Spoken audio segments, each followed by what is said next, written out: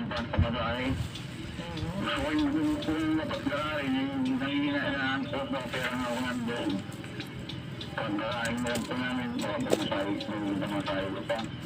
Oo, ay gobyerno na sa araw-araw. Kung sila na yung accident ito.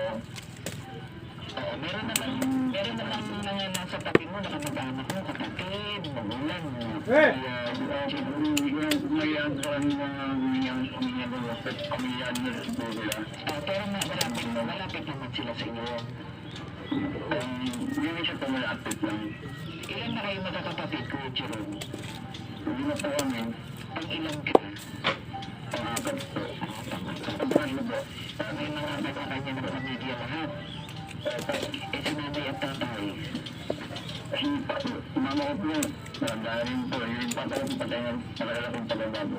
Pero sino kapisan mo ngayon? Ano po? Sino ang kapisan niyo sa bahay? Kaya ngayon, wala. Si nanay. Kaya po, kami na ito ang pumunta. Yung ano ko po, yung tumutulong po sa amin ngayon, bilang po, kami po ng asawa ko. Siya talaga po tumulong sa amin kahit makakayaran sa uga. Kailangan naman ang kailangan. So, ilapad mo yung bakal. Malaki kasing tulong ang PCSO at ang DSWD na Jerome.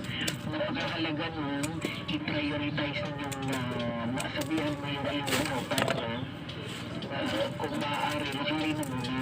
Para nang sa ganun ay meron kasi mga accredited, diba?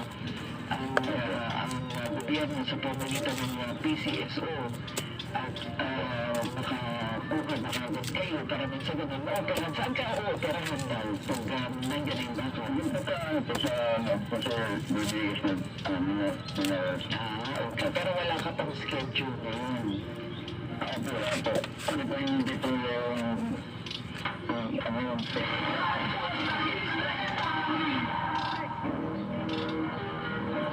ang pagtulong, walang pinipiling tao, walang pinipiling oras, walang pinipiling panahon. Kaya tulong na! Tulong na!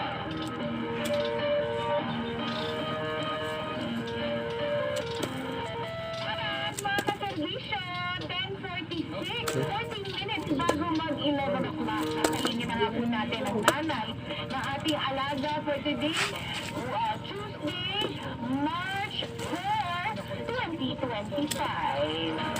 Ang si Jewel Kate Dorero, 2 years old po siya, may cerebral palsy at iba't iba pang mga sakit. Sa linya natin, si Mami Jessa Dorero.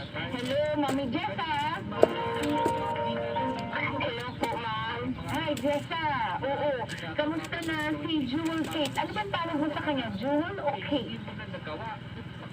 Kate po, mami. Kate. Okay. Si Kate ay may cerebral palsy. Tama? Opo. Oo, opo, ma'am.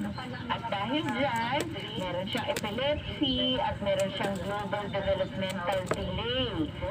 So, ano ang mga pinagdadaanang gamutan o ibinigay na gamutan dito kay Kate? Afford mo na naman yung mga ganyan. Tayo po, kakatapos lang po namin ng na po laboratory, yung MRI na po, yung MRI na po. Okay. Ngayon po, February 11. Ngayon po, naman po ng doktor, yung therapy po, pagpapatherapy po. Therapy. Matanong ko lang, para saan ang MRI? Ano ang tinitingnan? Tinignan po kung meron po siyang sa brain na po, kung may problema po kasi napaka-delay na po na talaga. Late na late po siya. So ano ang nakita? Hindi nga po masyado, kukunin ko pa nga po yung isang, yung cells po mismo ng MRI, hindi ko kasi pinigay. Yung na po mismo ang binigay nila, yung basa na po yung naka-print na, pero yung cells po hindi, pinapakala po sa akin ng doktor po, hindi pa na. So hindi pa nababasa ng doktor. Hindi pa pa, okay. Kailan nabalik ko sa doktor? Kagagaling lang po namin nung Friday. Pag po, baka next week po, Monday, para doon sa MRI.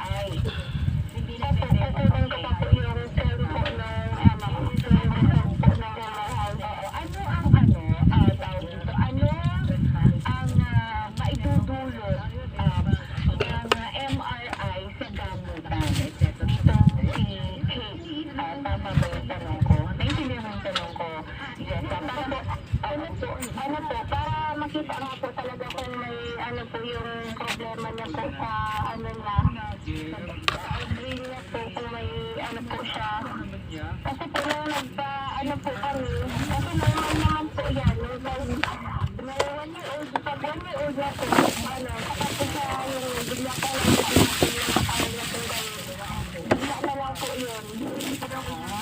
Malayo lang po siya ng baby po siya. Pag 1-year-old na po, kasi di na po siya marunong di na po nakapagsalita, wala na po siya yung parang po namin nakatulala, kasi di na po marunong